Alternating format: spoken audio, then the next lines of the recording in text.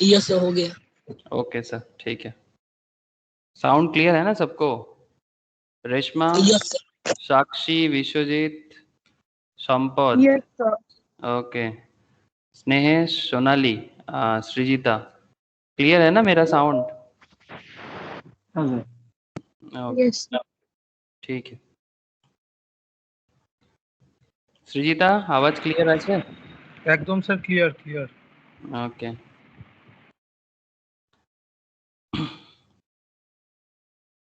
ठीक है, चलो सर फिर स्टार्ट किया जाए इकोनॉमिक्स का क्लास। ठीक है, तो फिर ये इकोनॉमिक्स पे थोड़ा सा बेसिक्स एरिया डिस्कस हो रहा है। अच्छा, मेरे यहाँ पे थोड़ा सा लाइट का भी इश्यूज है, तो हो सकता है आप लोगों को मेरे विजुअलाइजेशंस में थोड़ा दिक्कत हो, बट ठीक है, आप लोग 2 मिनट में मैं स्क्रीन शेयर करूंगा, तो फिर ज़्यादा दिक्कत आने वाला है नहीं। तो पॉइंट क्या है सर? पॉइंट एकदम सिंपल है, economics of basics of economics का एरिया डिस्कशन है। सर बेसिक्स ऑफ इकोनॉमिक्स क्यों बोल रहे हैं? सर बेसिकली इंट्रोडक्टरी इकोनॉमिक्स का इंट्रोडक्टरी पार्ट, दैट्स वाई मैं इसको बेसिक्स ऑफ इकोनॉमिक्स का नाम से बताता हूँ, बिकॉज हर चीज का एक बेस होता है और एक एडवांस लेवल होता है। जैसे और एक क्लास हम लोग करते हैं, दैट इज वेडनेसडे वाला क्लास में प्रोफेशनल्स के लिए, जिसमें मैं थोड़ा सा एडवांस लेवल का डिस्कशंस कर रहा हूँ, लाइक थ्योरी ऑफ मार्केट वगैरह का डिस्कशन चल रहा है उधर। ठीक है, कोई बात नहीं, अभी बेसिक से ही स्टार्ट किया जाए सर। तो इससे पहले हम लोगों ने 1-2 क्लास करके रखे हैं बेसिक्स ऑफ इकोनॉमिक्स में, जहां पर पूरा का पूरा माइक्रो इकोनॉमिक्स, ये इकोनॉमिक्स है क्या, माइक्रो मैक्रो में डिफरेंस कितना है, आई होप आप लोगों को याद होगा। नहीं है, आप लोगों ने करके रखा था? हाँ सर, ठीक है, चलो तो फिर कनेक्ट करने में इजी होगा, बिकॉज माइक्रो इकोनॉमिक्स या फिर इकोनॉमिक्स, जो भी बोलो, इकोनॉमिक्स को हम लोग नॉर्मली दो कॉन्सेप्ट में हम लोग डिस्ट्रीब्यूट करते हैं, एक micro, another is called macro. तो माइक्रो मैक्रो का कॉन्सेप्ट मैंने प्रीवियस क्लासेस में बता के रखा आप लोगों को, आई होप सबको याद होगा। ठीक है, आज मैं आप लोगों के साथ डिस्कस करूंगा दैट इज इकोनॉमिकल प्रॉब्लम। ऐसे इकोनॉमिक्स का ना, मतलब ये सब्जेक्ट जो है इकोनॉमिक्स, ये स्टार्टिंग होता है प्रॉब्लम सॉल्व करने के लिए, मतलब इसका मतलब only reason is a problem solving. जैसे कि किस तरह का प्रॉब्लम सॉल्विंग? सिंपल बात है सर, पैसा का प्रॉब्लम सॉल्व। ठीक है, मतलब अगर आपको इकोनॉमिक्स समझ में आता है, अगर आप इकोनॉमिक्स को समझते हो as a person, as a country, as a state, as an individual, as an company, as an partnership business, as an individual business, जो भी हो आपका स्टेटस, जो भी हो, सभी का एक प्रॉब्लम है, दैट इज मनी प्रॉब्लम। ऐसा कोई फैमिली नहीं है दुनिया में मतलब from Ambani to Bambani, I hope you all understand, from Ambani to Bambani, दुनिया में ऐसा कोई प्रॉब्लम नहीं, मतलब फैमिली नहीं है जिसके पास पैसा का प्रॉब्लम नहीं है। सर क्या बात करते हो? आई होप आपने प्रीवियस क्लासेस में भी समझा होगा कि अंबानी को भी पैसा का प्रॉब्लम होता रहता है। क्यों नहीं होगा? जिसका जैसा इनकम है उसका वैसा खर्चा है ना? जिसका जैसा इनकम है उसका उस हिसाब से खर्चा है। तो फिर अगर आप खर्चे के हिसाब से सोचोगे तो प्रॉब्लम तो थोड़ा बहुत हर किसी का रहेगा, रहेगा ही रहेगा। अब इकोनॉमिक्स एक ऐसा सब्जेक्ट है जो प्रॉब्लम को सॉल्व करने के पीछे ही मेहनत करता है। ठीक है, और basically scarcity, I hope you all remember the scarcity of resources and human demands are unlimited. दो प्रॉब्लम है ना सर, एक इंसान का जो डिमांड है वो अनलिमिटेड है, हम लोग डिमांड अनलिमिटेड वे में डिमांड करते रहते हैं, एक के बाद एक चाहिए, एक के बाद दूसरा चाहिए, दूसरा के बाद तीसरा चाहिए, मतलब हमें किसी भी चीज का ना शांति नहीं है। आप लोग ही बताओ सर, क्या हमें शांति मिलता है किसी भी चीज पाने के बाद? या फिर ऐसा फीलिंग आता है कि नहीं भाई ये मिल गया तो उसके बाद दूसरा और कोई प्रोडक्ट चाहिए, दूसरा और कोई पैसा चाहिए। किसी को अगर आप 50,000 से, जैसे मानो कि आप लोग सब चार्टर्ड बन रहे हो, सीएस बन रहे हो, सीएमए बन रहे हो, तो एक प्रोफेशनल्स होने के नाते जब आप नौकरी में जाओगे तो फिर आपको से फॉर एग्जांपल मंथली 50,000 का पैकेज से आप स्टार्ट करते हो, तो क्या आप 50,000 के पैकेज में खुश हो जाओगे? जस्ट मैं आपको पूछ रहा हूँ सर, आपको 50,000 पर मंथ के हिसाब से सैलरी मिल रहा है स्टार्टिंग में, तो क्या आप उससे हैप्पी हो जाओगे सर? लेकिन आज के डेट में अगर आप पूछे जाए तो फिर आप बोलोगे हाँ सर 50,000 चलेगा, अभी तो कुछ नहीं है पॉकेट में, 50,000 बहुत लगेगा उस टाइम पे। क्या मैं सही बोल रहा हूँ? प्लीज टेल मी सर, क्या मेरा कहना सही है sir? Yes sir. Yes good morning sir. Yes sir. हाँ, good morning Ayush, good morning. तो दैट मीन्स आपको 50,000 अभी मिल रहा है, अभी नहीं, अभी कुछ नहीं है आपके पास, बट अगर आपको कहा जाए कि भाई 3 साल 4 साल बाद आपको 50,000 का सैलरी मिलेगा, आपका क्या कहना होगा? अरे भाई बहुत अच्छा है, वेल एंड गुड, क्या प्रॉब्लम है इसमें? फिर कुछ कुछ महीना नहीं जाएगा, 6 मंथ्स 7 मंथ्स 1 ईयर नहीं जाएगा, आपको फीलिंग आना चालू हो जाएगा। क्या फीलिंग आना चालू हो जाएगा कि 50,000 कम पड़ रहा है, अभी तो आपको 70,000 जरूरी है, तो फिर आप कंपनी चेंज करने का सोचोगे। आप कंपनी भी चेंज करने का सोचोगे कि भाई नहीं, दूसरा कंपनी देखते हैं कि वहां पर थोड़ा ज्यादा मिल जाए। That means human demands unlimited है, हमारा डिमांड कभी खत्म नहीं होगा। और ये रिसोर्स का स्कार्सिटी, लेकिन सिर्फ चाहने से भी मिलता नहीं है। ऐसा नहीं कि आपका मन हुआ और आपने सच में 50,000 का सैलरी को अचानक से 70,000 में बदल दिए। नहीं, अलादीन का चिराग तो कुछ है नहीं, मेहनत से मिलता है। तो ये मेहनत क्यों होता है इतना? मेहनत इसलिए होता है क्योंकि रिसोर्स का स्कार्सिटी है सर, तंगी लगा रहता है रिसोर्सेस का, हमेशा कुछ ना कुछ प्रॉब्लम, जॉब का स्कार्सिटी, कंपनी का फाइनेंस का स्कार्सिटी, कोविड का प्रॉब्लम, 2008 में फाइनेंशियल क्राइसिस हुआ था। अगर आप लोगों ने कभी कहानी सुना किसी से, अगर नहीं सुना तो फिर मेरे क्लास में तो आपको सुनने को मिलेगा, डोंट वरी, मैं कहीं ना कहीं बताते रहता हूँ ये सब चीजें। तो पॉइंट इज दैट कि प्रॉब्लम है, बट प्रॉब्लम को सॉल्व करना है। किस तरह का प्रॉब्लम? Financial problem. अब उसी प्रॉब्लम को सॉल्व करने के लिए हम लोग एकजुट होते हैं इकोनॉमिक्स को समझने के लिए, और इसीलिए आप लोग प्रोफेशनल्स लेवल में इकोनॉमिक्स को गहराई से पढ़ते भी हो। चलो सर देख लेते हैं, स्क्रीन शेयर करता हूं सर, आप लोग मुझे कंफर्म कीजिएगा कि स्क्रीन शेयर है कि नहीं।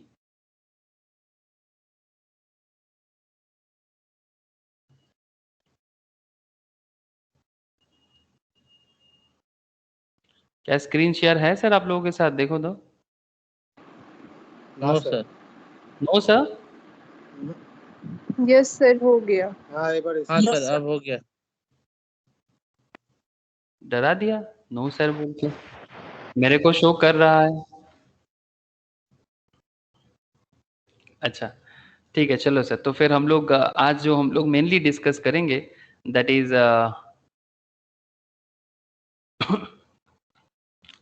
सेंट्रल इकोनॉमिक प्रॉब्लम के बारे में बात करेंगे।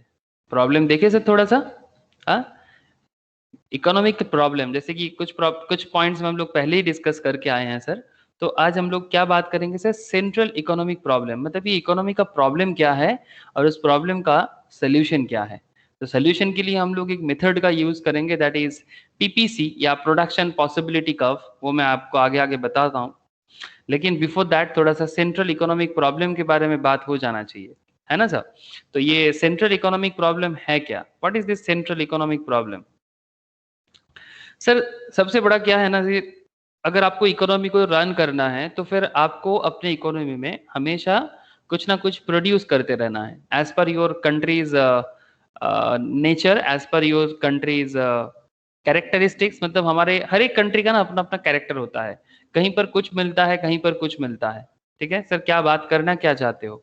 सर एक सेकेंड रुको, मैं आपको एक इंटरेस्टिंग फैक्ट बताता हूँ, एक सेकेंड रुक जाओ। फैक्ट क्या है कि हर कंट्री का क्या क्या मैं बोला सर आपको, कि हर कंट्री का अपना अपना कैरेक्टर होता है, और उसके कैरेक्टर के हिसाब से कंट्री को कुछ ना कुछ प्रोड्यूस करना पड़ता है, या फिर प्रोड्यूस कर लेते हैं वो। मतलब ये आप बोल सकते हो कोई भगवान हो या जो भी, मतलब कोई सुप्रीम पावर ने कुछ दे के रखा है दुनिया में, हर एक कंट्री को कुछ ना कुछ स्पेशलिटीज दे के रखा है, और उसके हिसाब से उस कंट्री में कुछ ना कुछ बनता रहता है।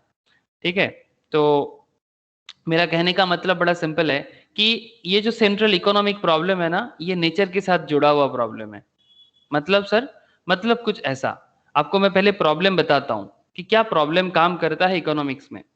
पहला बात sir, human wants are unlimited and productive resources are scarce. ये तो मैं आपको तभी से बोले जा रहा हूँ कि हमारा डिमांड जो है सर वो अनलिमिटेड है। अगर आप लोगों ने प्रीवियस क्लास पढ़ के रखा या फिर रिवाइज किया या फिर अच्छे से याद है आप लोगों को, तो फिर आप लोगों को याद होगा कि ये जो human wants are unlimited and productive resources are scarce, ये स्कार्सिटी का मतलब क्या होता है सर? स्कार्सिटी का मतलब होता है अभाव। अभाव समझते हो ना सर? अभाव इन द सेंस कमती, हर चीज की कमती, कमी। कमती, कमी, जो भी बोलो सर, वेरी गुड, हर चीज की कमी। ठीक है, कमी हर चीज का है, बट फिर भी हमें उसी से सबसे बेस्ट चीज बिल्डअप करना है। हर चीज की कमी है, बट फिर भी उससे हमें बेस्ट चीज डेवलप करना है।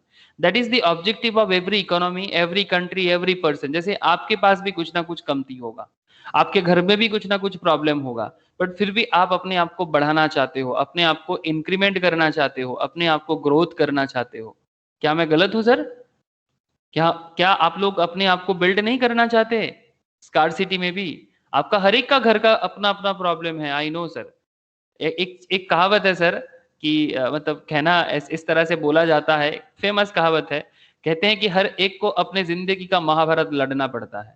मतलब everybody's life have some kind of, जैसे महाभारत में युद्ध हुआ था, कहानी सुने होंगे आप लोग, तो वैसा ही हर एक इंसान को अपने जिंदगी का महाभारत लड़ना पड़ता है और उस महाभारत से उसे अपने जिंदगी को बिल्डअप करना पड़ता है। सिंपल बात है कि resources are scarce and human wants are unlimited. An economy without scarcity is not found in real world. ऐसा कोई इकोनॉमी नहीं है, ऐसा कोई इकोनॉमी नहीं है जहां पर स्कार्सिटी नहीं है। वर्ल्ड में ऐसा कोई इकोनॉमी नहीं है सर जहां पर कोई स्कार्सिटी नहीं है, और जहां स्कार्सिटी नहीं है वहां पर इकोनॉमी बन ही नहीं सकता। स्कार्सिटी तो होगा, स्कार्सिटी तो होगा, स्कार्स रिसोर्स का स्कार्स कहाँ नहीं है। तो स्कार्सिटी के अंदर अपने आप को डेवलप करना ही इकोनॉमिक्स है, और that is the challenging part of this subjects and also in our real life. मतलब वास्तव में भी ये बहुत ज्यादा प्रैक्टिकल है। क्या प्रैक्टिकल नहीं है सर, बताओ, क्या प्रैक्टिकल नहीं है? हाँ, अगर मैं आपको एक एक कंट्री के बारे में बताता हूँ, चलो मैं आपको पहले अरब कंट्री में लेके जाता हूँ 2 मिनट के लिए। सर पहले अरब, पहले इंडिया क्यों नहीं? अच्छा चलो, जो आपको ठीक लगे। मैं अरब के बारे में इसलिए बोला, अरब के मिट्टी के नीचे क्या मिलता है, कोई बता सकते हो सर? तेल। पेट्रोल, तेल, पेट्रोल। Thank you sir. इसके मिट्टी के नीचे बेसिकली ऑयल मिलता है ना सर? ऑयल मिलता है। हाँ बोलो। खनिज तेल ना की बोले? एग्जैक्टली, खनिज तेल, या फिर आप इसको बोल सकते हो कि हाँ मतलब उसको रॉ ऑयल, या फिर जो भी नाम से आप जानो, हाँ रॉ ऑयल बोल सकते हो, ठीक है, कच्चा तेल के नाम से जाना जाता है। तो ये ऑयल को हम लोग बाद में रिफाइन करते हैं और वहां से डीजल बनाते हैं, पेट्रोल बनाते हैं, है ना? डीजल, पेट्रोल, ये सब इसी ऑयल को हम लोग बाद में रिफाइन करके बिल्डअप करते हैं। और इस कंट्री में जो भी इकोनॉमिकल डेवलपमेंट हुआ है, इसके पीछे का सबसे मेन रीजन क्या है? तेल। हाँ सर, पेट्रोल डीजल सेल करके ही तो। शुरू पेट्रोल डीजल। हाँ एग्जैक्टली सर, मतलब मेन जो, हाँ एग्जैक्टली, मतलब हमारे यहाँ पर मिट्टी खोदने में पानी मिलता है, यहाँ पर मिट्टी खोदने में तेल मिलता है। आप समझ रहे हो ना बात को? ऐसे ऐसे डेजर्टेड है, बहुत ज्यादा डेजर्टेड है, मतलब रेगिस्तान समझते हो ना, मरुभूमि या रेगिस्तान के मतलब है चारों तरफ।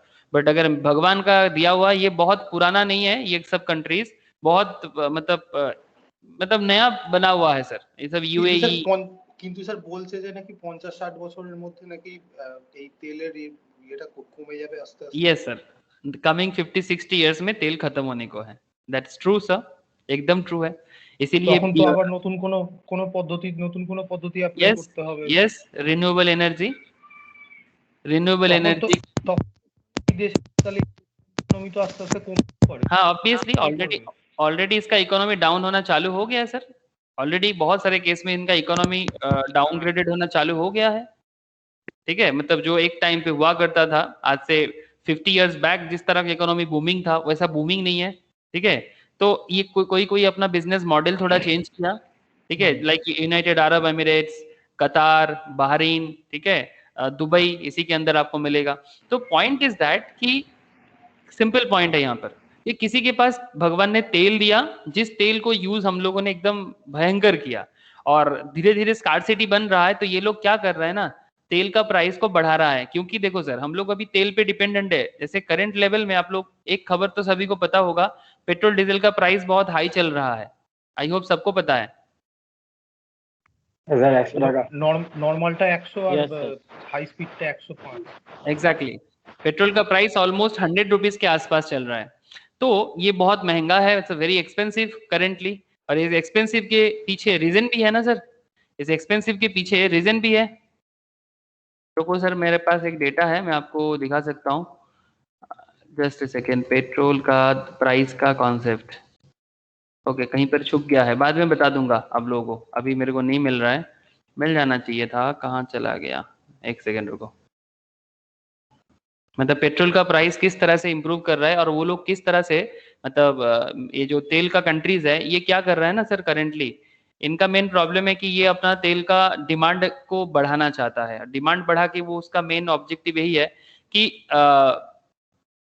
अगर डिमांड मार्केट में ज्यादा हो जाएगा, तो मार्केट में तेल को कम रिलीज कर रहा है, तो इसका दाम को बढ़ाना चाहता है। और पब्लिक अभी भी, जैसे इंडिया जैसा कंट्री तो बहुत ज्यादा डिपेंडेंट है ना, इंडिया जैसा कंट्री बहुत ज्यादा डिपेंडेंट है, और इसके कारण क्या हो जा रहा है कि जो भी, नॉट जस्ट इंडिया, बहुत सारे कंट्रीज है जो पेट्रोल वगैरह से बहुत ज्यादा कनेक्टेड है। You can see it here sir, breaking down the cost of a litre of petrol. ठीक है, ये सब नॉर्मली मैं स्टॉक मार्केट वगैरह में डिस्कस करने जाता हूँ तो वहां पर ये सब लग जाता है, क्योंकि डिपेंड करता है, बहुत सारा कंपनीज का स्टॉक प्राइस भी डिपेंड करता है। But this is very connected with economics, very very connected with economics, एकदम डे टू डे इकोनॉमिक्स है ये सब।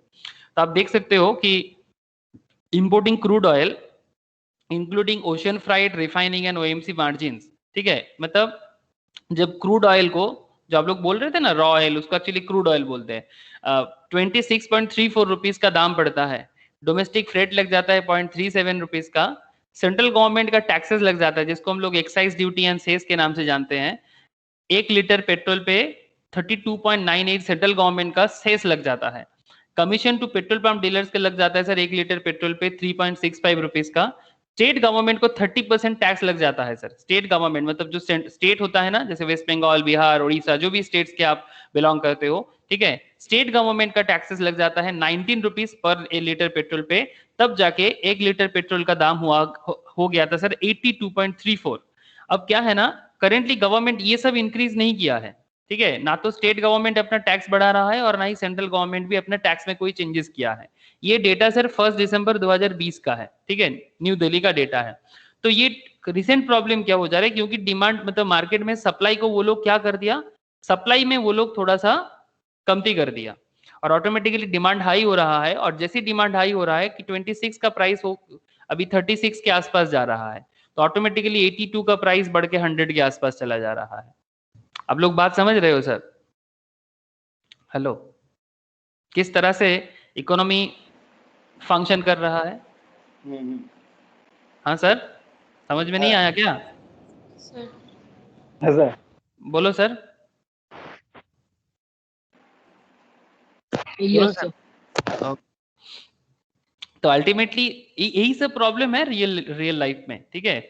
अब प्रॉब्लम यही, तो इसी को सॉल्व करना है। तो उसी पॉइंट में यहाँ पर इकोनॉमिक्स कितना सिंपल कुछ पॉइंट्स के ऊपर बात करता है। देखो सर, हम लोगों ने प्रैक्टिकल पहले देख लिया, अब हम लोग बस किताबी बात 2 मिनट देख लेते हैं। Human wants are unlimited and productive resources are scarce. अगर स्कार्सिटी की जगह आप क्रूड ऑयल को ही ले लो, ठीक है, स्कार्सिटी की जगह आपके दिमाग में कौन आ गया सर? क्रूड ऑयल आ गया, तो फिर आप क्रूड ऑयल को ही दिमाग में लगा लो। तो फिर क्रूड ऑयल का जब बात कर रहे हैं तो फिर economy without scarcity is not found in real world. All wants can not be satisfied with the scarce productive resources for the satisfaction of wants. So problem of use of scarce resources arise. Automatically scarce resource को कैसे use करना है, इस problem तो arise होगा ही होगा। This is generally called the central economic problem. इसी को बोलते हैं sir central economic problem. Now the central economic problem may be 4 types. ये 4 तरह का हो सकता है, कहीं कहीं इसको 3 भी बोला गया है, ठीक है। What to produce, प्रोड्यूस करना है तो क्या प्रोड्यूस करना है, हाउ टू प्रोड्यूस, किस तरह से प्रोड्यूस करना है, फॉर होम टू प्रोड्यूस, किसके लिए प्रोड्यूस करना है, and what provision should be made for economic growth. Future economic growth करने के लिए क्या प्रोविजन मेंटेन करना चाहिए। किसी किसी जगह में ये 4th पॉइंट आपको मिसिंग दिख सकता है। 3 बहुत पॉपुलर है बट 4 भी यूज किया जाता है, ठीक है। एक चीज आपको बता दो सर, इकोनॉमिक्स हमेशा ट्रेंड को बताते हैं। कहीं कहीं कोई कोई ऑथर ये वाला पॉइंट को मानते हैं, कोई कोई ऑथर ये वाला पॉइंट को इग्नोर करते हैं। आप बहुत सारा जगह में अलग अलग थोड़ा बहुत देखने को मिल सकता है, बट ठीक है, इतना भी मतलब प्रॉब्लमेटिक बात नहीं है। आप बात को समझो, ठीक है। What to produce, how to produce and for whom to produce, इस तीनों पॉइंट का मतलब क्या है सर? इस तीनों पॉइंट का मतलब है, सबसे पहले तो आप समझ लो व्हाट टू प्रोड्यूस। जैसे अगर आप दुबई वगैरह कंट्री को, मतलब मिडिल ईस्ट जैसे कंट्रीज को बोलोगे कि भाई क्या प्रोड्यूस करना है, तो वो बोलेगा भाई तेल प्रोड्यूस करना है। अब तेल नहीं है तो फिर उसके जगह कुछ दूसरा सोचना पड़ेगा। जैसे दुबई जो है वो अपना बिजनेस सिस्टम को बदल दिया है, ठीक है। दुबई का करंट कॉन्सेप्ट बदल गया है सर। ये अभी तेल से ज्यादा इंटरनेशनल बिजनेस सेंटर के हिसाब से काम करता है, इंटरनेशनल फाइनेंशियल सेंटर के हिसाब से काम करता है। दुबई में जो बड़े बड़े स्काई स्क्रिपर्स आप लोग देखते हो, ठीक है, बहुत बड़ा बड़ा बिल्डिंग, ये मेनली अभी टूरिस्ट हब और इंटरनेशनल फाइनेंशियल सेंटर, ये अभी दुबई का मेन बिजनेस सिनेरियो बन गया है, ठीक है। मतलब पूरा का पूरा एशिया में जो भी बिजनेस होता है ना, मतलब एशिया एंड यूरोप के बीच में एंड अमेरिका के साथ जो भी बिजनेस होता है, उसका एक मीडिएटेड कंट्री, ठीक है, मतलब मीडिएटिंग कंट्री। बेसिकली यहाँ पर वो बड़े बड़े ऑफिस बना के रखा है और किसी को भी बिजनेस करने आना है तो वो दुबई के थ्रू से आता है, मतलब पूरा दुनिया को जोड़ने का काम कर रहा है आजकल। तेल अभी दुबई का मेन बिजनेस का पैसा है ही नहीं, तेल का बिजनेस तो खत्म होने को है, ठीक है। तो ये अभी अपना बिजनेस मॉडल को चेंज कर रहा है कि अगर कुछ करना है तो फिर बिजनेस मॉडल को चेंज करना होगा, ठीक है। अगर आप एक सेकंड से कहाँ चला गया, हाँ, मतलब इसका डिटेल्स वगैरह और मिलता है तो मैं अभी इस सब डिटेल्स में जाऊंगा तो अभी और मतलब गहराई में चले जाऊंगा सर, जरूरी नहीं है अभी। कहने का मतलब बहुत सिंपल है कि रिसोर्स तो स्कार्स होगा, लेकिन स्कार्स रिसोर्स में भी अपने आप को बना के रखना है। जैसे दुबई ने सोचा, आबू धाबी बनाया, दुबई बनाया, तो वो भी थोड़ा अपना मॉडल को चेंज कर दिया, ठीक है, कर रहा है ताकि वो फ्यूचर में सर्वाइव कर पाए। और जो भी पुराना पैसा बना के रखा है उसको यूज करना है। अब देखना पड़ेगा सर। सर इंडिया का बारे में क्या कहना है आपका?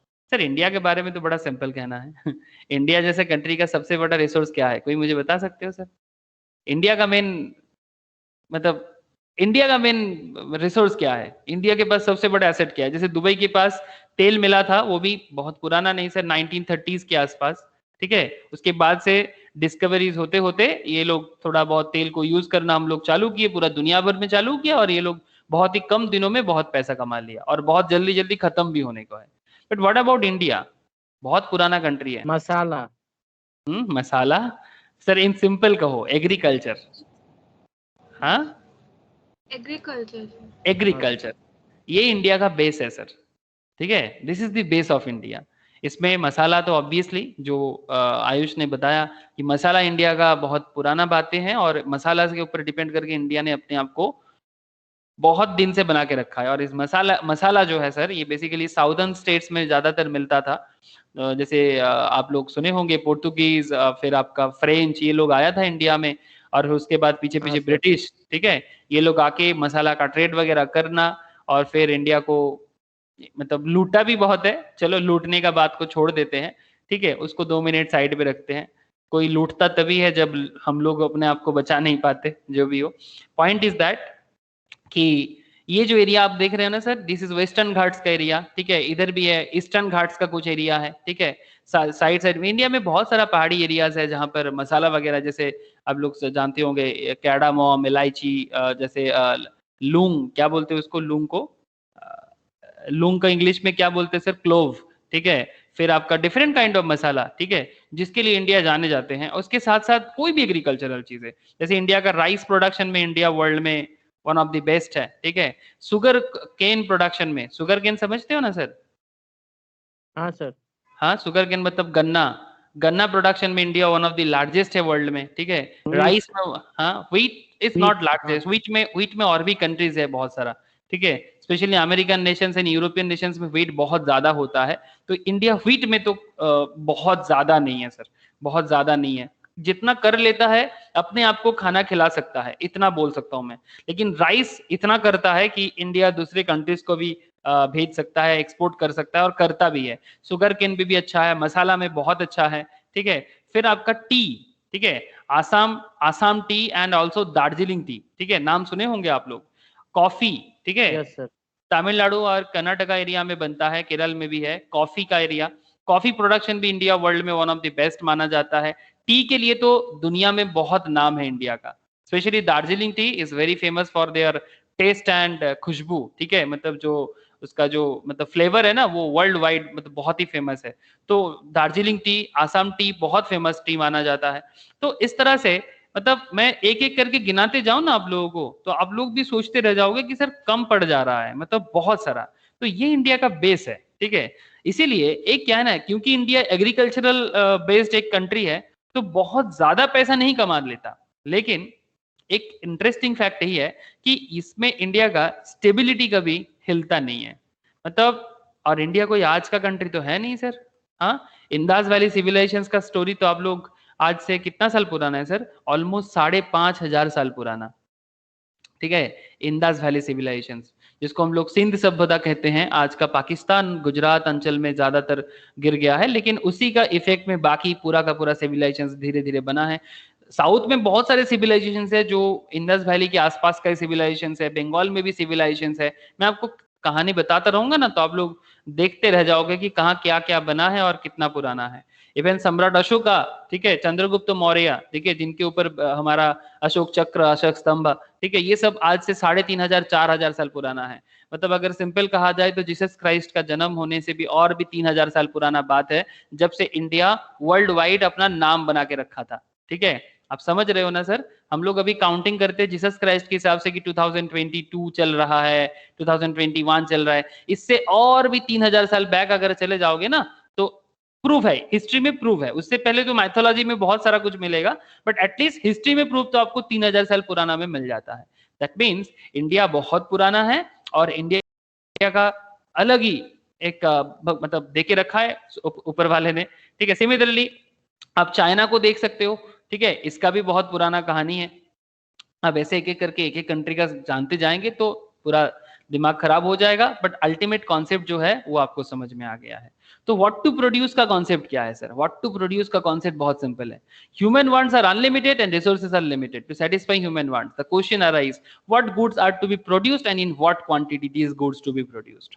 जो गुड्स प्रोड्यूस करना है वो कितना प्रोड्यूस करना है और कितने क्वांटिटी में प्रोड्यूस करना है। What goods are to be produced and in what quantity that these goods to be produced। जैसे करेंटली इंडिया का एक प्रॉब्लम क्या है? हाँ सर बताओगे, करेंटली इंडिया का क्या प्रॉब्लम है? इंडिया का बहुत सारा प्रॉब्लम है ऑब्वियसली, बट क्या ज्यादा प्रॉब्लम दिखता है?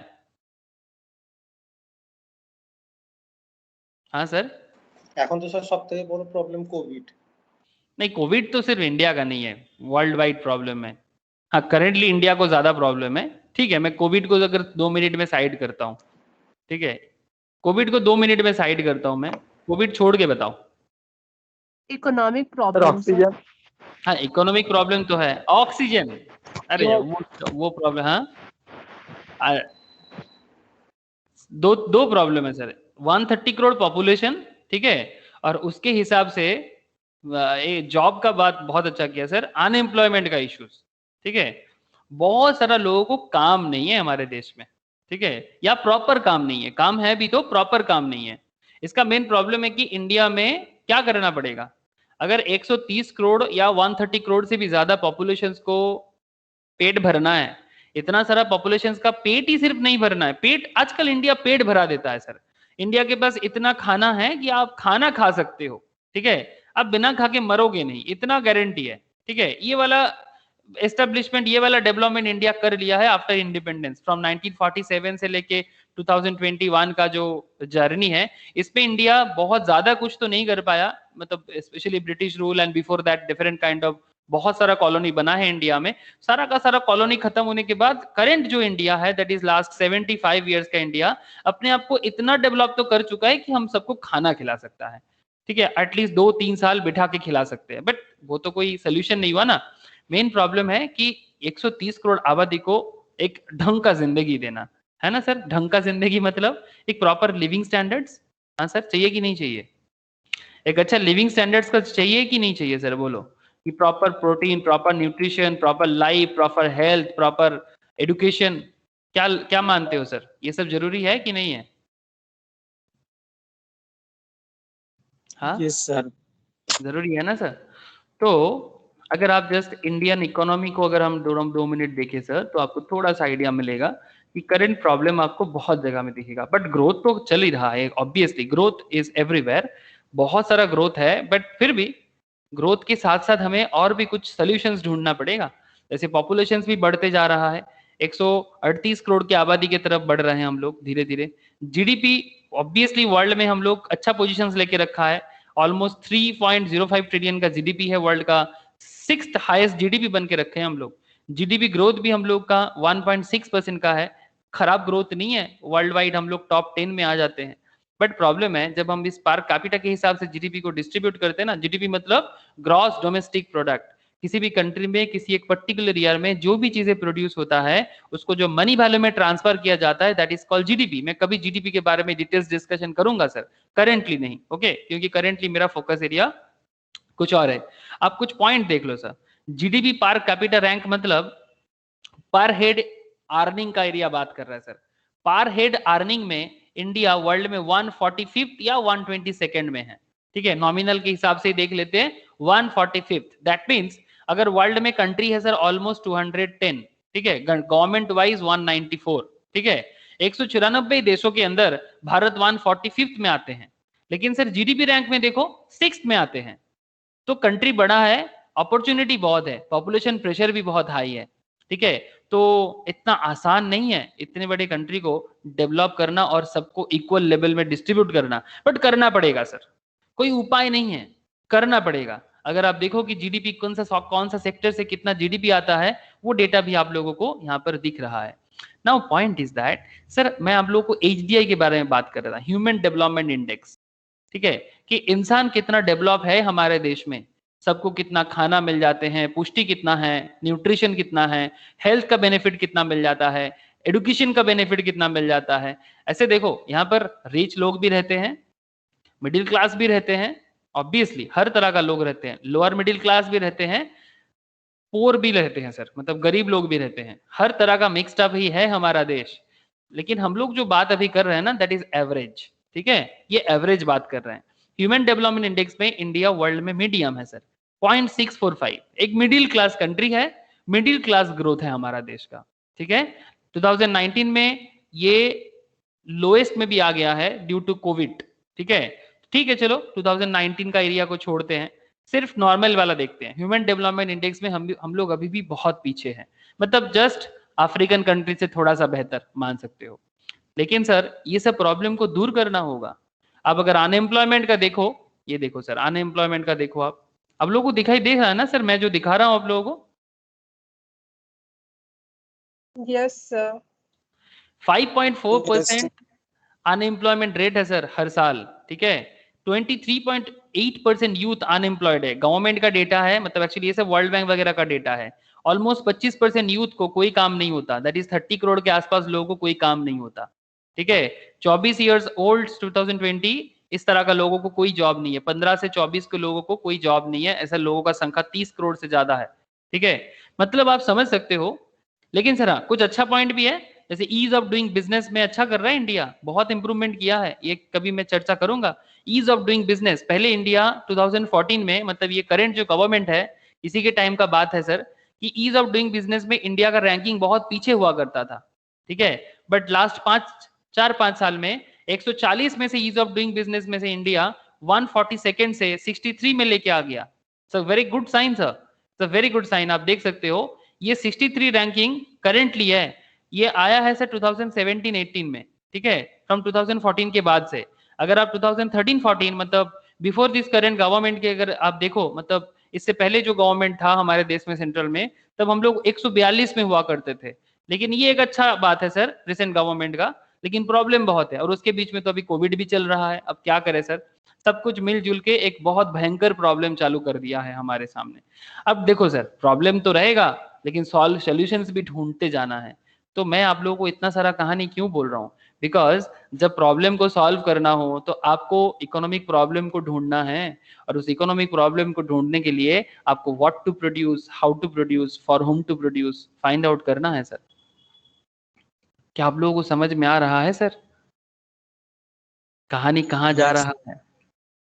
हाँ सर, तो ये जो सेंट्रल इकोनॉमिक प्रॉब्लम है, इसमें जो व्हाट टू प्रोड्यूस का एरिया है, ठीक है, मतलब इतना बड़ा कंट्री है, इतना जनसंख्या है, बहुत बहुत बड़ा population, highly populated country India, world का सेकेंड लार्जेस्ट भी है, और मतलब second highest, and density wise world number 1, sorry density wise Bangladesh number 1 है, sorry density wise Bangladesh number 1 में आता है, इंडिया सेकेंड में आता है, ठीक है।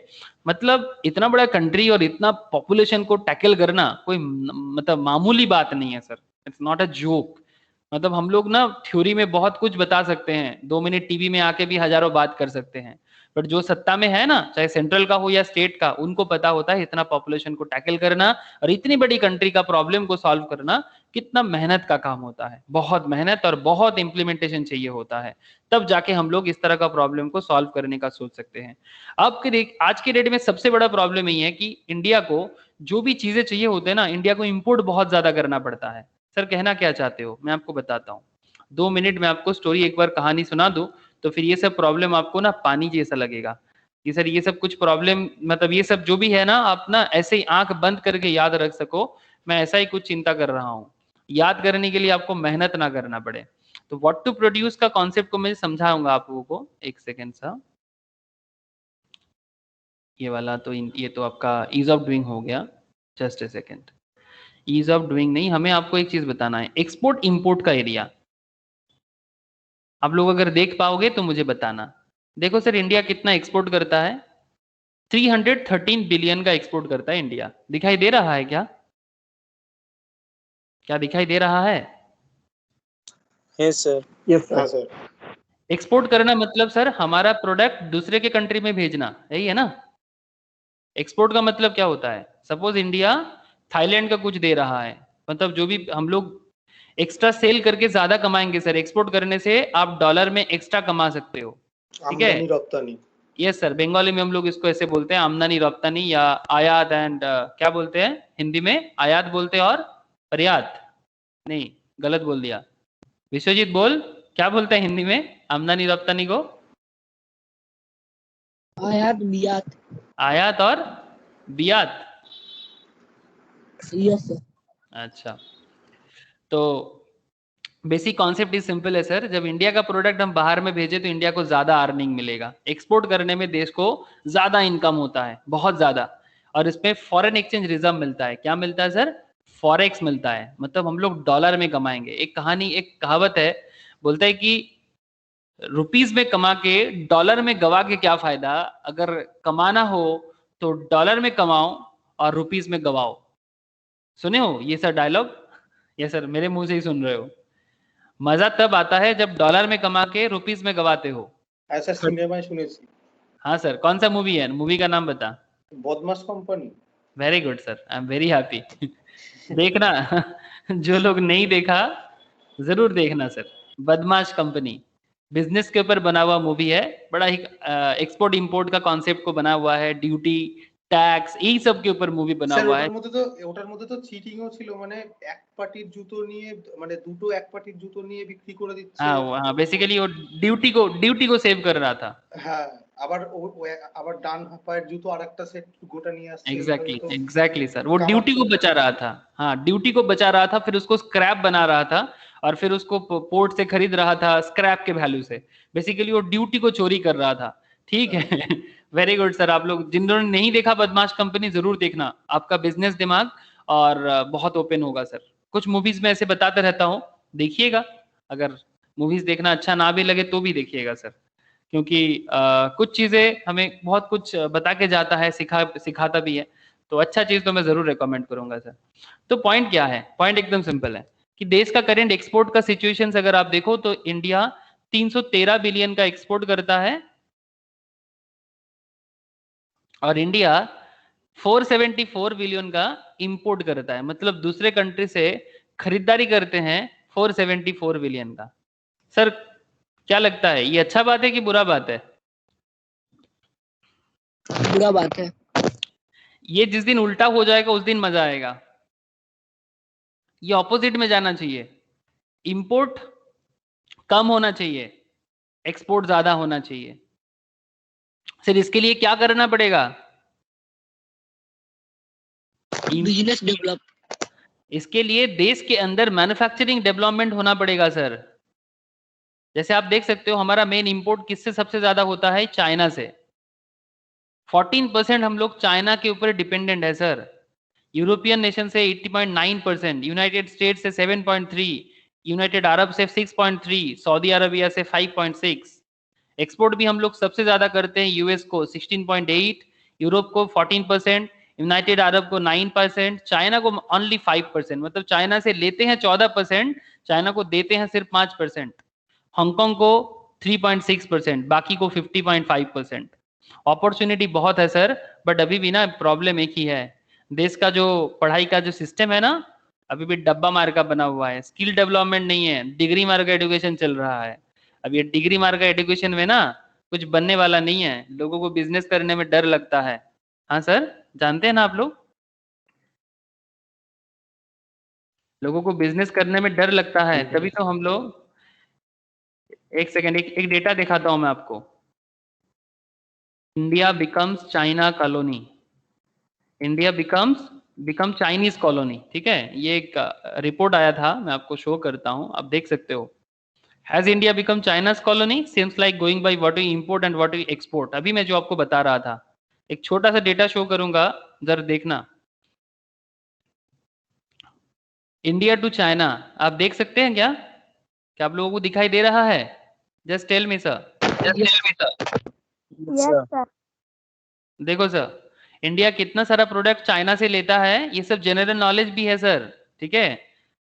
तो अपना जीके भी बूस्ट करते जाओ, मतलब इकोनॉमिकल डेटा को फाइंड आउट करते हुए जीके भी बूस्ट करते चलो। India to China neither volumes nor value मतलब ना तो वॉल्यूम वाइज ना तो वैल्यू वाइज हम चाइना को टक्कर दे सकते हैं। কিন্তু স্যার কোভিড এর পর থেকে তো চাইনিজ প্রোডাক্ট কিছু হলেও ব্যান্ড হয়েছে। हुआ है, बट जिस हिसाब से होना चाहिए ऐसा कुछ भी नहीं हुआ है। অ্যাপস ট্যাপস তো অনেক কিছু ব্যান্ড হয়েছে। वो बैन हुआ था, फिर से चालू करना पड़ा, फिर से चालू करना पड़ा। इतना आसान नहीं है, पहले खुद को डेवलप होना पड़ेगा बाबू, उसके बाद ही कर सकते हैं। जब तक हम लोग सेल्फ डेवलप नहीं हो जाते ना, तब तक नहीं बंद नहीं कर सकते। जैसे हम लोग जो देखो ना सर, टॉप 10 आइटम्स जो चाइना से इंपोर्ट करते हैं, project goods, reception apparatus, video monitors, ठीक है, apparatus video monitors, parts and accessories of motor vehicles, antibiotics, hyper cyclic compounds with nitrogen, fertilizers, ठीक है, इलेक्ट्रॉनिक इंटीग्रेटेड सर्किट्स, मतलब कंप्यूटर वगैरह सारा का सारा, telephone instrument and video phone जो भी हम लोग बहुत ज्यादा यूज करते हैं, 9.7 आप समझ सकते हो सर। ये मोस्ट प्रोबेबली 9.7 क्या है, बिलियन है।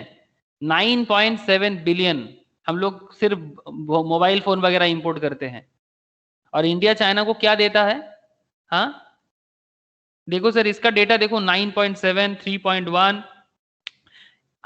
हम लोग एक भी चीज 9 पॉइंट तो छोड़ो, 5 बिलियन भी कुछ से एक्सपोर्ट नहीं कर पाते, सब हार्डली 1.5 और 0.3, 0.4। क्या आप लोगों को दिखाई दे रहा है? ये सब डेटा Yes, देखो, sir. और इधर का डेटा देखो, मतलब वैल्यूएशन वाइज चाइना हमसे बहुत आगे है, जो हमें वो देता है, तो उसका अर्निंग तो हमसे ज्यादा होगा ही ना। इसका मेन रीजन यही है कि चाइना जो अपने कंट्री में मेक इन इंडिया, मतलब make in China, made in China जो चालू किया है, ठीक है, जो इंडिया अभी चालू किया है, इससे पहले का कोई भी गवर्नमेंट इसके बारे में कभी भी ज्यादा बात नहीं किया है। ये मैं बार बार बोलूंगा, ये जो current government bar bar make in India का बात तो कर रहा है, ठीक है, लेकिन प्रॉब्लम में ये लोग क्या पड़ जा रहा है ना, मेंटेलिटी नहीं है ना। मेक इन इंडिया बोलने से तो मेक इन इंडिया नहीं हो जाएगा, उसके लिए तो प्रॉपर एजुकेशन चाहिए होगा, ठीक है। जिस एजुकेशन सिर्फ डिग्री के पीछे भागते वो एजुकेशन बनाएगा क्या सर? उनको तो सिर्फ नौकरी चाहिए। अब सिर्फ नौकरी वाला मेंटेलिटी के थ्रू से आप थोड़ी ना कुछ बना सकते हो, वो तो सिर्फ दूसरे के जगह में जाके काम करने के लिए रेडी है। लेकिन जब तक इनिशिएटिव ज्यादा से ज्यादा नहीं होगा ना, तब तक ये वाला प्रॉब्लम को सॉल्व नहीं किया जा सकता। तो बहुत बहुत बड़ा स्कोप बाकी है सर। अब देखा जाए sir, make in India concept जितना ज्यादा होगा आप लोगों के लिए भी अच्छा है सर। आप लोग पढ़ाई में जो भी कुछ कर रहे हो, बड़े बड़े कंपनीज में नौकरी तभी मिलेगा जब मेक इन इंडिया बढ़ेगा। ऐसे एक बहुत अच्छा बात है सर, रिसेंटली सीएमए का एक जॉब डेटा इस बार हुआ है। लास्ट 40 डेज में सीएमए इंस्टीट्यूट ने 400 जॉब क्रिएट किया है, 400 जॉब लास्ट 40 दिन में। ये मैं रिसेंट डेटा बात कर रहा हूं आप लोगों से, ठीक है। ये मेक इन इंडिया का ही कारण हुआ है सर, मेक इन इंडिया के कारण ही ऐसा हुआ है। चार्टर्ड का भी हो रहा है, सीएस का भी हो रहा है, बट सीएमए का ये रिसेंट डेटा है। और मेक इन इंडिया में सीएमए का बोलबाला सबसे ज्यादा होने वाला है जॉब पर्सपेक्टिव से। सीए तो ऑलवेज और सीएस का भी ऑथोरिटी ऑलवेज रहेगा, बट रिसेंटली सीएमए तो एक अलग ही लेवल में खेल खेला है। तो जो भी हो, इसका मेन रीजन है कि मेक इन इंडिया का प्रॉब्लम, अनएम्प्लॉयमेंट का जो प्रॉब्लम है उसको चला रहा है, मतलब प्रॉब्लम को दूर कर रहा है। और कंपनीज भी पागल की तरह ढूंढ रहा है कि हमें और लोग चाहिए, क्योंकि मेक इन इंडिया इनिशिएटिव जोरदार से आगे बढ़ रहा है। That means sir per year कितना फॉर्म निकलता है सीएमए का? सर वो डिपेंड करता है सर, ऐसा कोई बात नहीं है कि फॉर्म कितना निकलते हैं, ये डिपेंड करता है कि कब कैसा रिक्वायरमेंट है। जैसे इस बार का जो डेटा है आप इंस्टीट्यूट के साइट से ही देख सकते हो, मैं कोई ना थोड़ी सा अपने से थोड़ी ना कहानी बना रहा हूँ। ये आप ICMI के साइट में जाओ, आप कैंपस प्लेसमेंट में जाओ, ये देखो सर, कैंपस प्लेसमेंट में ये देखो, यहाँ पर ही आप देख सकते हो। More than 400 cost accountants are placed. Various reputed companies fair within 45 days of the ongoing campus placement in December 2020 batch. इसमें बहुत सारे कंपनीज है, विप्रो है, आईटीसी है, ठीक है, एपेक्स है, गोल्डमैन सैचेस है, एबीबी ग्लोबल है, रोनाया है, एपेक्स है, कॉन्सेरो है, बायोकॉन है, एक एक किसी किसी ने 5-5, किसी किसी ने एक एक, किसी किसी ने 10-10 कॉस्ट अकाउंटेंट को लिया है अपने बिजनेस को डेवलप करने के लिए, बहुत सारे हैं, ठीक है, डिपेंड करता है। हाँ, ऑन एन एवरेज हमेशा 100-200 डिमांड तो रहता ही है sir, on an average her 6 months में 100-200 डिमांड तो रहता ही है। बट अभी जितना मेक इन इंडिया इनिशिएटिव बढ़ता जा रहा है ना, उतना ज्यादा इन लोगों का डिमांड बढ़ते जा रहे हैं। Even intermediate pass out student का भी डिमांड भयंकर है मतलब ये तो फाइनल पास आउट का डेटा मैं आपको बताया। Similarly for CA and CS also, ठीक है। बट पॉइंट आप लोगों को समझ में आ रहा है ना सर, जितना ज्यादा ये प्रॉब्लम सॉल्व होगा उतना ज्यादा मार्केट में जॉब अपॉर्चुनिटी बढ़ता जाएगा। दैट मीन्स अल्टीमेटली वो प्रॉब्लम में हम लोग समझ ही गए ना सर, सेंट्रल इकोनॉमिक प्रॉब्लम में what to produce. Human wants are unlimited, resources are limited to satisfy human wants. The question arises, what goods are to be produced and in what quantity these goods to be produced. मतलब जो भी चीजें चाहिए हमारे, जैसे कि मैं मानता हूँ कि जो मैन्युफैक्चरिंग प्रोडक्ट मतलब जो इलेक्ट्रॉनिक गैजेट्स वगैरह, ठीक है, हम लोग चाइना से लेते हैं, वो इंडिया को बहुत ज्यादा से ज्यादा बनाना चाहिए। आप लोगों को क्या लगता है, क्या मेरा बोलना सही है? ये ओप्पो, वीवो, मी, Xiaomi, जो भी फोन हम लोग यूज करते हैं, ये रियलमी, हमें लगता है कि इंडिया को अपने ब्रांड में शिफ्ट करना चाहिए। हाँ सर, हेलो, अरे बोलो तो सही। ये Yes, सब sir. है ना, सर अवশ্যই Yes, shift sir. होगा। इसमें शिफ्ट होना बहुत जरूरी है। इसमें शिफ्ट होना चालू हो जाए ना सर, तो फिर ऑटोमेटिकली बाकी चीजों का भी धीरे धीरे बन जाएगा। हाउ टू प्रोड्यूस, अब ये सब जो भी चीजें बनाना है, जैसे कि मैं इलेक्ट्रॉनिक गैजेट्स में बात कर रहा हूँ, अब इसको बनाना कैसे है, how to produce. This problem is related to the choice of technique for producing commodity. An economy has to choose between labor intensive and capital intensive. आपके पास दो तरीका है, आप बहुत ज्यादा लेबर यूज करके कर सकते हो, मतलब मैनुअल लेबर, और साथ में आप थोड़ा सा टेक्नोलॉजी भी यूज कर सकते हो, या फिर ज्यादा से ज्यादा टेक्नोलॉजी यूज करो और कम लेबर यूज करो। अब कौन सा यूज करना चाहिए आप लोगों को क्या लगता है, कौन सा टेक्निक में? सर दोनों हाँ, दोनों दोनों, विश्वजीत का कहना है दोनों। बाकियों से भी पूछना चाहता हूँ सर, बाकी लोगों को क्या लगता है कि कोई भी, जैसे कि मैं बोला कि वीडियो फोन या फिर स्मार्टफोन प्रोड्यूस करना है, कौन सा स्टोर मतलब दोनों यूज करना चाहिए, मतलब बहुत ज्यादा मैनुअल लेबर यूज करना है या फिर टेक्नोलॉजी का हेल्प ज्यादा लेना चाहिए? टेक्नोलॉजी का हेल्प ज्यादा लेने से, that is capital intensive technique लेने से क्या होता है, थोड़ा फास्ट काम होता है, लेबर इंटेंसिव से थोड़ा सा लेट काम होता है। तो क्या करना चाहिए सर, फास्ट चाहिए कि लेट चाहिए थोड़ा? স্যার ক্যাপিটালটা নেওয়াটা অবশ্যই দরকার। अगर कैपिटल लोगे तो फिर अनएम्प्लॉयमेंट का प्रॉब्लम सॉल्व कहां से करोगे? लेबर अगर बहुत ज्यादा काम तुम कैपिटल इंटेंसिव मतलब टेक्नोलॉजिकल यूज करोगे, तो फिर लेबर का प्रॉब्लम, लेबर को जॉब भी तो देना है, जिसके लिए इतना माथापच्ची, जिसके लिए इतना लड़ाई, वो कहां से सॉल्व होगा? आप लोगों को बात समझ में आ रहा है कि नहीं? एक रोड बनाना है दोनों का यूज करना है। जहाँ पे और कैपिटल होगा तो कैपिटल का यूज, और जहाँ पे लेबर इंटेंसिव वहाँ पे लेबर का। Very good sir. जैसे मानो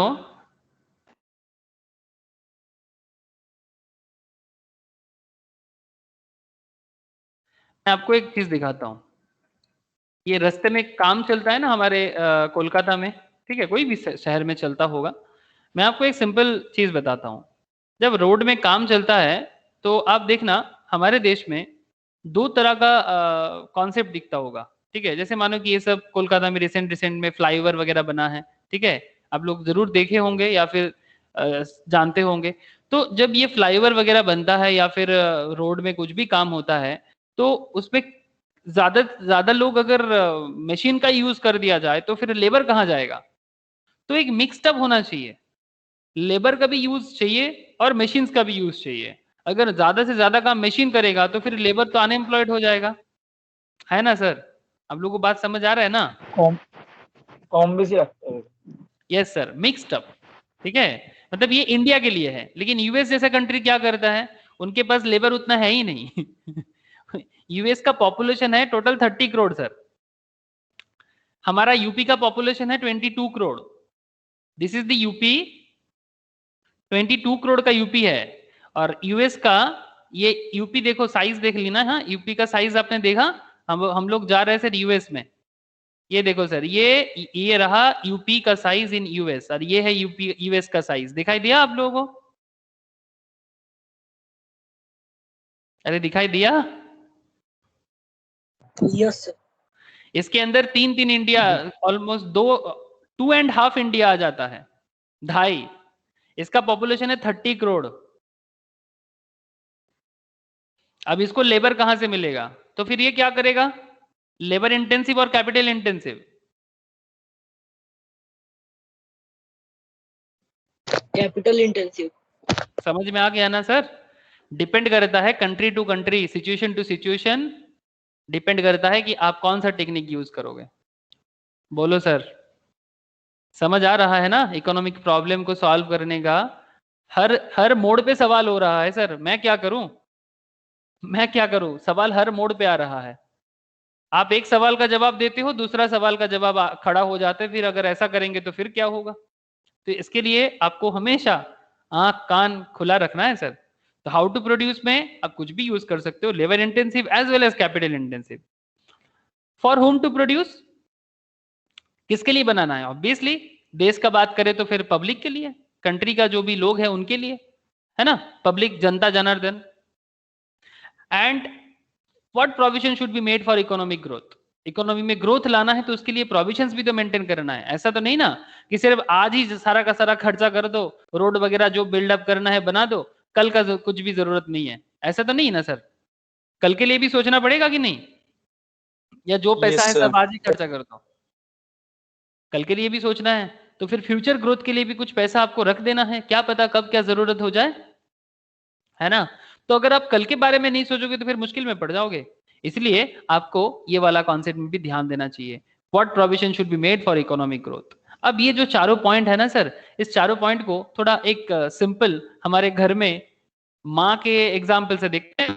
हमारे घर में हमारा माँ ना यही प्रॉब्लम को रोज सॉल्व करते हैं। हर एक के घर में जो भी माँ है या घर में जो भी बड़े हैं ना, स्पेशली माँ बहन दीदी, जिसका जो भी है, ठीक है, जिनके घर में जो हेड है, ठीक है, वो ये प्रॉब्लम रोज करता है। बेटा आज खाने में क्या बनाएगा? What to produce? हाँ सर, माँ बहन दीदी बीबी जो भी हो, ठीक है, यही तो करते हैं ना। आज खाने में क्या बनाना है रोज पूछते होंगे आप लोगों को, ये सर नो? हाँ sir. Yes sir. How to produce? हाँ बोलो सर। डेली पूछते होंगे बाबू आज खाना क्या बनाना है। फिर देखो सर, अगर रिच फैमिली हो या गरीब फैमिली, डजंट मैटर, ठीक है, हमारे लिए एक इम्पोर्टेंट प्रॉब्लम है। ব্যাপারটা হয় জিজ্ঞেস করে রোজই, কিন্তু বানায় নিজের ইচ্ছা মতোই। That's different issue. वो देख लेता है ना, क्योंकि उनको पता है कि क्या करने से सही रहेगा। हाउ टू प्रोड्यूस जब भी होता है ना, अब रिच हो कि पोर फैमिली कुछ भी हो या मिडिल क्लास, अल्टीमेटली मैनेज तो घर का माँ ही है ना सर, होम मिनिस्ट्री।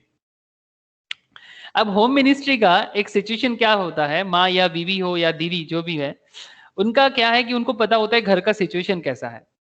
अगर बहुत ज्यादा पैसा वाला है तो फिर वो थोड़ा बहुत क्या बोलते हैं सर, माइक्रो ओवन, जो भी आधुनिक चीजें हैं, मॉडर्न चीजें हैं, वो सब यूज कर लेगा, ठीक है।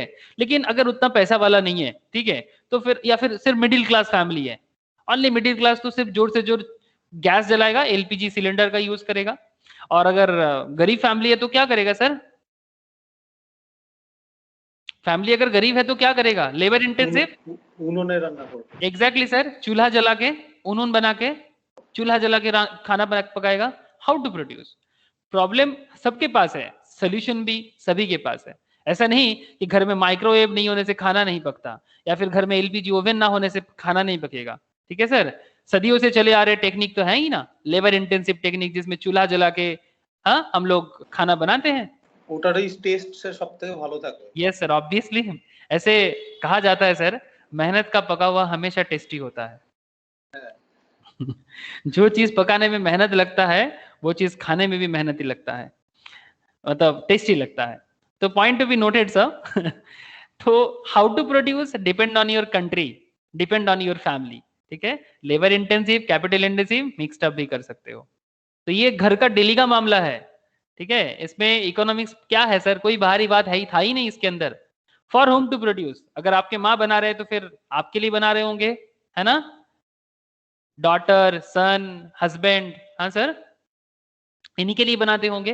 Problem of for whom to produce means how the national product, that is अगर कंट्री वाइज बात करें, national product, national income is to be distribute among the factors of production that help to produce it is rent, wages, interest, profits, country के लिए earning create करता है, ठीक है, which determine the distribution of goods among the various individuals in the society. Similarly, जब खाना माँ पकाते हैं तो अपने बच्चों के लिए, अपने हस्बैंड्स के लिए, अपने फैमिली मेंबर्स के लिए, माँ पापा के लिए, मतलब जो भी उनके बुजुर्ग है, दादा दादी, मतलब हमारे लिए जो नाना नानी, दादा दादी जो भी होते हैं, ठीक है, for them they cook their food. तो ये नॉर्मल कॉन्सेप्ट है। एंड सिमिलरली वो ये भी देखते हैं ना sir, what provision should be made for economic growth. Economic growth के लिए भी, मतलब ऐसा तो नहीं ना कि जितना खाना है आज ही खिला दे आपको, या फिर फ्यूचर में भी कुछ खाना खिलाना होगा आप लोगों को। आज खाने से नहीं चलेगा, कल के बारे में भी सोचना पड़ता है। ये सर नो? अरे वैसे आज ही खा लोगे सब सारा का सारा, या कल के लिए कुछ नहीं रखोगे? ফিউচারেরটা ভেবেই আজকেরটা খাওয়া হয়। एग्जैक्टली, तभी जो आपको बोलते हैं वो हर रोज बनाते नहीं है। सही ना? अभी बोल रहा था स्नेह, अभी बोल रहा था कि जो पूछते हैं खाना क्या बनाएंगे, बोलते जो है वो बनाते नहीं है। क्यों? क्योंकि उनको फ्यूचर का चिंता है। आपको रोज खाना खिलाना है सर, एक दिन नहीं। जब से आप पैदा हुए हो, जब से मैं पैदा हुआ हूँ, मेरे माँ पापा भी मेरे लिए वही सोचा होगा, आपके लिए भी वही सोचता है अभी भी, ठीक है, मेरे लिए भी सोचता है। तो पॉइंट इज वेरी सिंपल, ठीक है, वो सिर्फ आज का नहीं सोचता, वो कल के बारे में भी सोचता है। तो इसीलिए ये इकोनॉमिक प्रॉब्लम सर सिर्फ कंट्री के लिए नहीं, ये तो हर घर का बात है। बोलो सर, घर घर की कहानी हुआ कि नहीं हुआ?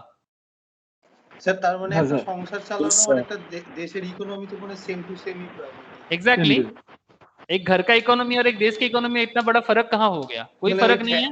মানে অতগুলো ফ্যামিলি নিয়েই তো দেশটা। एग्जैक्टली, जैसे अगर मैं इंडिया को बताऊं आपके सामने, इंडिया का पॉपुलेशन कितना है? 130 करोड़, 135 करोड़, चलो मैं 130 मान के चलता हूँ, चलो 130 मान के चला मैं।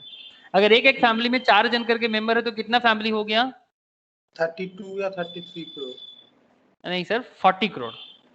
हाँ 30 करोड़, हाँ 30 करोड़, ठीक है, 30 करोड़। तो बेसिकली पॉइंट इज दैट कि प्राइम मिनिस्टर्स को क्या सोचना पड़ता है, नरेंद्र मोदी को 30 करोड़ फैमिली का प्लानिंग करना होता है। बहुत बड़ा काम है ऑब्वियसली, 30 करोड़ फैमिली को सोच पाना इतना आसान नहीं है, ठीक है। बट सेंट्रल गवर्नमेंट को 30 करोड़ फैमिली को सुरक्षा देना है, उनका बेनिफिट देना है, उनको सही रखना है, जो भी हो, that is the main objective of central government. State government में ममता दीदी 10 करोड़ बंगालीज को चलाते हैं। कितना फैमिली मेंबर्स हो जाएगा? 10 करोड़ फैमिली को डिवाइडेड बाई 4 करो, 2.5 करोड़ फैमिली को देखना ममता दीदी का काम है। सिमिलरली ओडिशा में उसका पॉपुलेशन भी ऑलमोस्ट 7 to 8 करोड़, ठीक है। बिहार का पॉपुलेशन 11 करोड़, समझ में आ रहा है। उत्तर प्रदेश 22 करोड़ अप्रोक्स है, सभी थोड़ा बहुत इधर उधर हो सकता है। क्या आप लोगों को समझ में आ रहा है सर कि देश चलाना मतलब एक्चुअली घर चलाना? ऐसे इकोनॉमिक्स वर्ड का मतलब ही तो है हाउस होल्ड मैनेजमेंट। हाँ सर, हाउस होल्ड मैनेजमेंट पहले क्लास में मैं बोल के रखा, ओइकोनोमिया। हाँ वेरी गुड सर, ओइकोनोमिया, एंड इसका मतलब ही होता है हाउस होल्ड मैनेजमेंट। तो फिर इकोनॉमिकल बातें कोई घर की बाहर वाला बात नहीं है, ये घर वाला बात ही होता है सर। बोलो सर, सभी को समझ आ रहा है कि नहीं? Yes sir. Yes sir. अब ये सब प्रॉब्लम को सॉल्व करने के पीछे मैंने इतना सारा स्टोरी आप लोगों को सुनाते रहा, इसलिए थोड़ा लेंदी हो गया डिस्कशन। बट सर इसका प्रॉब्लम को सॉल्व करने के लिए हमारे पास गवर्नमेंट मतलब इकोनॉमिक्स ने, माइक्रो इकोनॉमिक्स ने कुछ प्रॉब्लम सॉल्विंग कॉन्सेप्ट दिया, जिसका एक नाम है सर पीपीसी। क्या नाम दिया sir? PPC, production possibility curve. मतलब कंट्री को क्या बनाना चाहिए, मतलब व्हाट कंट्री शुड प्रोड्यूस, उसके लिए पॉसिबिलिटीज क्या है, उसके लिए कुछ कॉन्सेप्ट बना के रखा है। Production possibility curve may be defined as a curve which shows the various combination of two goods that can be produced in any economy with a given amount of resources. मतलब आपके पास जो भी पैसा हो, आपके पास जो भी रिसोर्सेस हो, उस रिसोर्सेस से आपको अगर 2 गुड्स बनाने का मौका मिले तो आप कौन सा गुड्स कितना बनाओगे? एक चीज ध्यान में रखना होता है कि रिसोर्सेस भी आपके पास गिवन अमाउंट है, मतलब फिक्स्ड है, टेक्नोलॉजी भी फिक्स्ड है। PPC also known as production possibility frontier, PPC को हम लोग पीपीएफ भी बोलते हैं, मतलब प्रोडक्शन पॉसिबिलिटी फ्रंटियर या फिर ट्रांसफॉर्मेशन का। ट्रांसफॉर्मेशन मतलब एक कंट्री आज जीरो सिचुएशंस में है, जीरो से एक कंट्री को हीरो बनाने के पीछे आपको क्या करना पड़ेगा, जैसे कि चाइना करके दिखाया। 1947 के टाइम पे चाइना का इकोनॉमी इंडियन इकोनॉमी से भी नीचे था, बट चाइना ने 47 के बाद, एक चीज है ऑब्वियसली चाइना का, कि चाइना ब्रिटिश को अपने कंट्री में जगह नहीं बनाने दिया। कोशिश ब्रिटिश ने किया था चाइना को भी अपने अंडर लेने का, कुछ एरिया को ही ले पाया था, लाइक हांगकांग ऐसा कुछ एरिया था जिनको ले पाया था, बट पूरा चाइना को कभी भी एक्वायर नहीं कर पाया था, जिस तरह से इंडिया में कर दिया था। ठीक है, इंडिया के अंदर इंडियंस को भड़काना बहुत आसान होता है। ठीक है, इंडियंस को बहुत इजीली भड़का दिया। इंडियन यूनिटी को तोड़ना बहुत आसान होता है। ठीक है, किसी भी बात पे यहाँ पर झगड़ा लड़ाई चालू हो जाते हैं।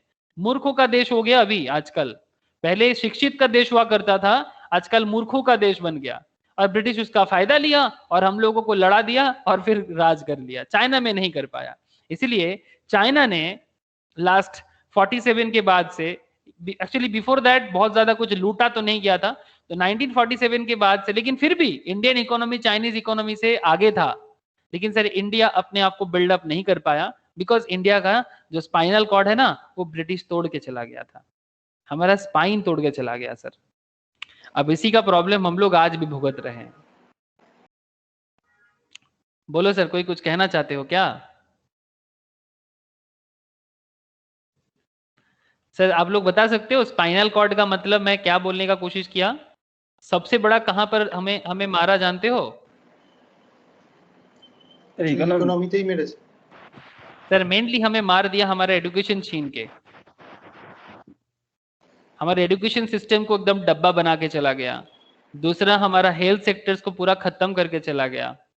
ठीक है, जो भी हमारा था वो सब हमको भुला दिया। तो देशेर अनेक कुछ एसेटও নিয়ে চলে গেছে। हाँ, एसेट्स तो लेके गया ही, वो तो छोड़ ही देते हैं, चलो भाई लूटने आया था लूट के चला गया। बट सबसे इम्पोर्टेंट खराब क्या हो गया कि वो लोग सब कुछ उनके हिसाब से बना के गया। ठीक है, हमारा जो सिस्टम था, जो हमारा जो एसेट था, मतलब जो हमारा इंटेलेक्चुअलिटीज था, वो सब खत्म कर दिया। 200 ईयर्स राज करते करते वो सब चला गया, जिसके कारण हम लोग आज भी भुगत रहे हैं। That is the point. अब ये पीपीसी हमें क्या सिखाते हैं सर? प्रोडक्शन पॉसिबिलिटी कब हमें क्या सिखाते हैं कि गिवन अमाउंट ऑफ रिसोर्सेज में, गिवन अमाउंट ऑफ टेक्नोलॉजी में आप अपनी कंट्री को किस तरह से ट्रांसफॉर्म कर सकते हो। जो भी है उसी से बना के दिखाओ। ऐसा नहीं ना कि हमेशा बहाना मार के कोई फायदा नहीं है कि हमारे पास ये नहीं है, हमारे पास वो नहीं है, बहाना बाद में मार लेना, पहले बना के दिखाओ। तो यहाँ पर ये पीपीसी कॉन्सेप्ट हुई है कि एटलीस्ट अगर 2 गुड्स आपको बिल्ड करना है तो आप कैसे बनाओगे। तो यहाँ पर कुछ एग्जांपल्स यूज किया जा रहा है सर। 2 टाइप्स ऑफ गुड्स में, एक क्लोथ को लिया गया, एक फीड को लिया गया। Productive resources remain fixed, full employment of productive resources, no unemployment of resources and no change in technology. कोई भी रिसोर्स को अनएम्प्लॉयड नहीं रखा जाएगा, मतलब जितना रिसोर्सेज आएगा सभी को काम पे लाया जाएगा, कोई भी अनएम्प्लॉयमेंट नहीं रहेगा। प्रोडक्टिव रिसोर्सेज जो भी रहेगा सब फिक्स रहेगा। क्लोथ बनाना है एंड फीड बनाना है, मतलब खाने के लिए फीड चाहिए एंड पहनने के लिए कपड़ा चाहिए। सिंपल बात है, पहनने के लिए चाहिए कपड़ा, दैट इज हम लोग बोलते हैं ना रोटी कपड़ा मकान, तो यहाँ पर मकान मान के चलते हैं, मकान है मतलब खाद्य वस्त्र वासस्थान बंगाली में बोलते हैं हम लोग। ठीक है, तो पहनने के लिए क्लोथ चाहिए और खाने के लिए फीड चाहिए, that is the motto of government. ठीक है, ऐसा सिचुएशन हुआ था सर 47 के बाद। मैं आपको ये कहानी भी बताऊंगा कभी। ठीक है, कहानी का तो भरमार लगा हुआ है सर, खत्म नहीं होगा, इतना कहानी है। तो क्लोथ एंड वीट का बात है, तो क्लोथ वीट दोनों बिल्डअप करना है। तो एक कॉन्सेप्ट है, मैं अभी आज आपको पूरा नहीं बताऊंगा, बस एक बार आपको मैं रीड करके छोड़ता हूं आज, ताकि आप घर में एक बार खुद से रीड करो और फिर नेक्स्ट क्लास में पीपीसी में जबरदस्त चर्चा होगा। आप देख सकते हो कि यहाँ पर आपके पास एक एक ऑप्शन है, A B C D E F. ठीक है, 1 2 3 4 5 6 6 सिचुएशंस। पहला सिचुएशंस में 15 केजी वेट बनाओगे तो कपड़ा नहीं बना पाओगे। बी सिचुएशंस में 14 केजी वेट बनाओगे तो एक कपड़ा मिलेगा, बिकॉज आपका पास रिसोर्सेस फिक्स्ड है सर, पैसा आपके पास फिक्स्ड है, आप चेंज नहीं कर पाओगे। ठीक है, तो अगर आपको थोड़ा बहुत खाना सैक्रिफाइस करोगे तो पहनने को मिलेगा, सिमिलरली देखो, फिर से व्हीट सेक्रीफाइस किए तो 2 कपड़ा मिला, फिर से व्हीट सेक्रीफाइस किए तो 3 कपड़ा मिला, फिर से थोड़ा व्हीट सेक्रीफाइस किए तो 4 कपड़ा मिला, ठीक है। और अगर आप बाई चांस 5 कपड़ा बना लोगे तो खाने को कुछ नहीं मिलेगा, 0 व्हीट। क्या आप लोगों को कुछ दिखाई दिया सर? क्या आप लोगों ने कुछ देखा Yes, डेटा? sir. हाँ, Yes, sir. जब आपको व्हीट ज्यादा मिल रहा है तो कपड़ा कुछ नहीं, नो क्लोथ। जब क्लोथ मिल रहा है तो व्हीट को सैक्रिफाइस करके ही मिलेगा, एंड व्हीट सैक्रिफाइस करने के लिए जो आपको क्लोथ मिलता है that is called opportunity cost. किसी को सैक्रिफाइस करने के बदले जब आपको कुछ अपॉर्चुनिटी मिलता है that is called opportunity cost. एक को सैक्रिफाइस करने के बदले जब आपको कुछ मिले दैट इज अपॉर्चुनिटी कॉस्ट। ठीक जैसे अगर आपको अभी कहा जाए कि भाई आप थोड़ा सा मौज मस्ती करना छोड़ो और थोड़ा पढ़ाई में ध्यान दो, तो मौज मस्ती को सैक्रिफाइस करने के लिए अगर आप पढ़ाई करोगे तो आपके लिए अपॉर्चुनिटी कॉस्ट बनेगा। समझ रहे हो ना सर? बहुत कुछ है ऐसा। স্যার আপ এন্ড ডাউন হিসাবে চলতে হবে। ऑब्वियसली, मतलब आपको सिचुएशन वाइज मैनेज करना होगा कि कौन से सिचुएशंस में कौन सा जरूरत है, ठीक है। तो दीज आर दी, बहुत सारा कहानी है इसके पीछे भी, रियल लाइफ भी बहुत सारा करंट डेटेड भी है, मैं आप लोगों के साथ चर्चा करूंगा। और फिर इसके बेसिस में अपॉर्चुनिटी कॉस्ट के बेसिस में, पीपीसी के बेसिस में ग्राफ ड्रॉ करना, ठीक है। फिर पीपीसी का आप मतलब मूवमेंट एंड इसके बारे में बातें होंगे, ठीक है। ये चर्चा मैं नेक्स्ट क्लास में रखूंगा आप लोगों के साथ, ठीक है। आज तो मैं सेंट्रल प्रॉब्लम को बहुत ज्यादा डिस्कस कर लिया, नहीं तो मैं सोचा था पीपीसी कवर कर ही लूंगा, ठीक है, कोई बात नहीं, बट सेंट्रल प्रॉब्लम बहुत वाइटल प्रॉब्लम था। एटलीस्ट देखो सर, मेरा एक ही ऑब्जेक्टिव होता है कि आप लोग इकोनॉमिक्स को ना मतलब अंदर से समझ लो। अगर आप लोग अंदर से समझ लोगे ना तो मेरा काम थोड़ा कम हो जाएगा, आसान हो जाएगा। एक्चुअली काम कम नहीं होना चाहिए, पॉइंट इज दैट कि आप लोग अगर अंदर से समझोगे तो फिर आपका ही प्रॉब्लम सॉल्व ज्यादा हो जाएगा, उसके बाद आपको मतलब हेल्प कम लगेगा समझने के लिए। तो दैट इज माय मोटो कि आप लोग अंदर से समझ जाओ इकोनॉमिक्स को। अगर अंदर से समझ जाओगे ना तो फिर अपने आप ही सब कुछ ना समझ में आता जाएगा, अच्छा इसलिए हो रहा है, इसलिए हो रहा है।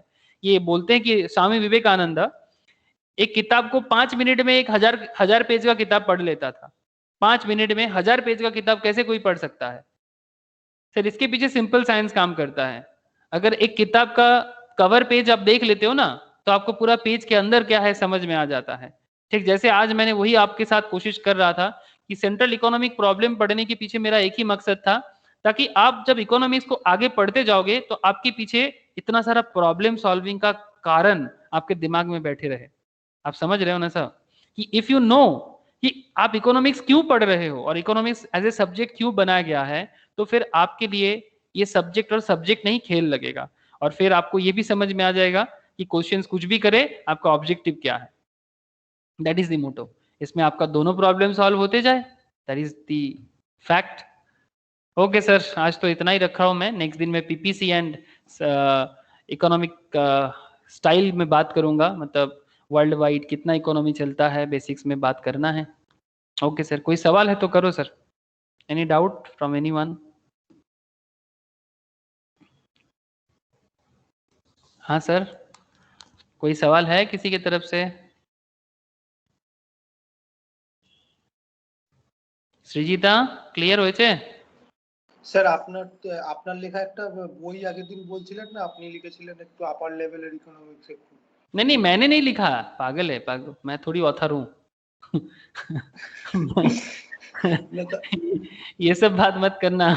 না না ফার্স্ট ক্লাসে এটা বললেন না ওই। हाँ हाँ, ये वाला डीके पब्लिकेशंस का एक किताब है, मैं पढ़ता हूँ, ठीक है। मैं आज तक कोई किताब नहीं लिखा रे, ऐसा गलत फहमी में मत रहना आप लोग, ठीक है। मैं बस एज ए टीचर काम करता हूँ, कोई ऑथर वथर नहीं স্যার होता। তাহলে ওই পিডিএফটা আমাকে একটু দিতে পারবেন হোয়াটসঅ্যাপে? हाँ हाँ, ऑब्वियसली सृजिता ने भी मेरे से मांगा है, मैं सृजिता को भी दूंगा एक्स्ट्रा पढ़ने के लिए। This is just for your extra knowledge, not as per your syllabus.